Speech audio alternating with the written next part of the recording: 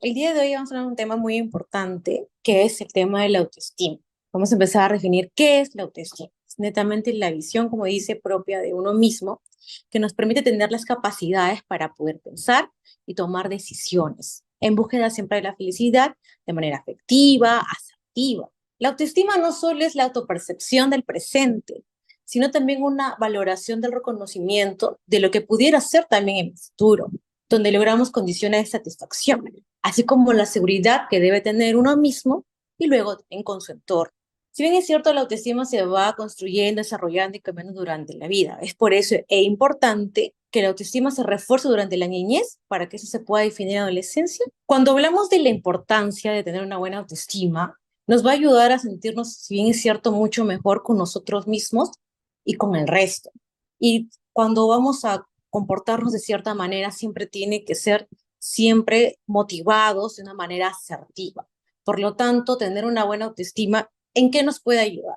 Por ejemplo, en conocernos, aceptarnos tal como somos, aprender a adaptarnos a las circunstancias que nos rodean, estar en sintonía con nuestra realidad para poder crecer como personas, tener mayor salud física, psicológica y emocional, mejorar la asertividad y poner límites, fortalecer la capacidad de afrontar adversidades, frustraciones y fracasos, sin que esto limite netamente mi estado emocional.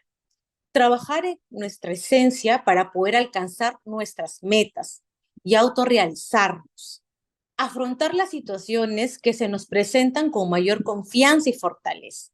Relacionarnos mejor con otras personas, construir vínculos más profundos y duraderos.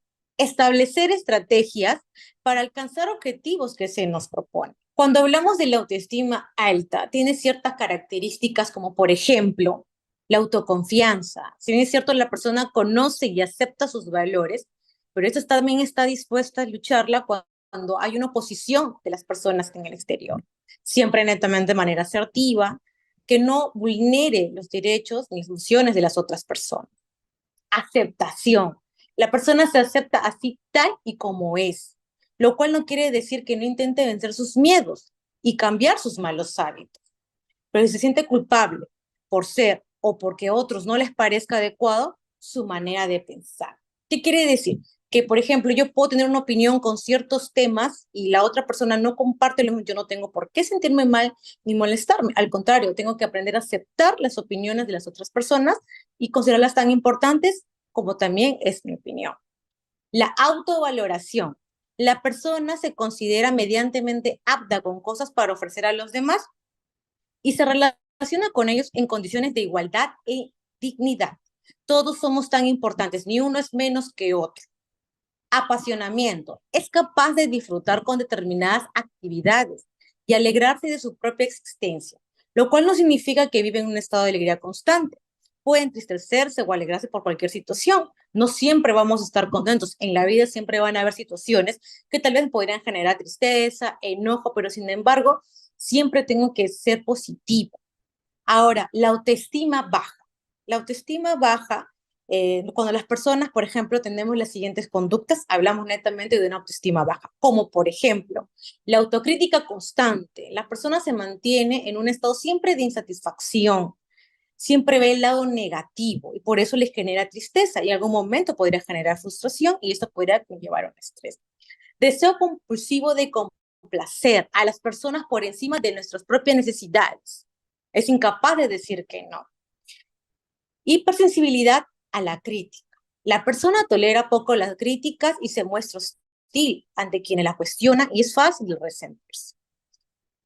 Perfeccionismo. La persona se exige a sí misma hacer las cosas perfectamente, lo cual a menudo es imposible. El menor fallo representa para ella una catástrofe.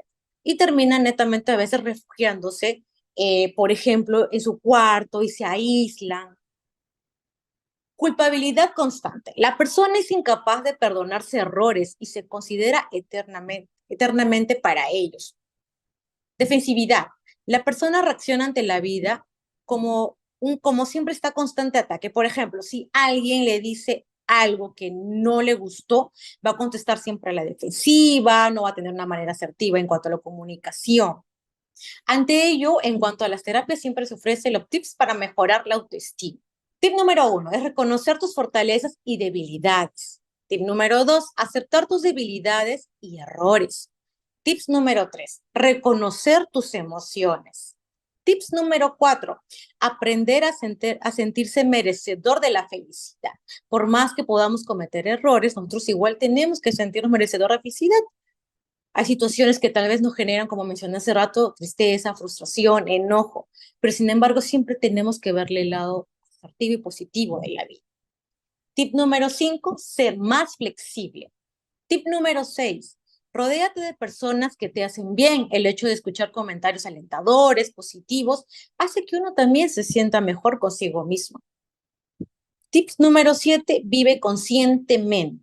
Y tip número 8, tiempo de descanso y desconexión. Si bien es cierto, la mayoría de las personas tenemos una vida netamente rutinaria que viene a ser a nivel familiar, laboral, pero siempre es muy importante cuando se habla de salud mental, el hecho de poder darse el tiempo para uno mismo, el hecho para disfrutarse, conocerse y quererse a tal punto en que nosotros valoremos nuestro día a día, siempre seamos activos y disfrutemos nuestro día a día. Es muy importante fortalecer siempre nuestra autoestima para confiar netamente y dar valor a nuestros pensamientos, a nuestras decisiones y a nuestras emociones.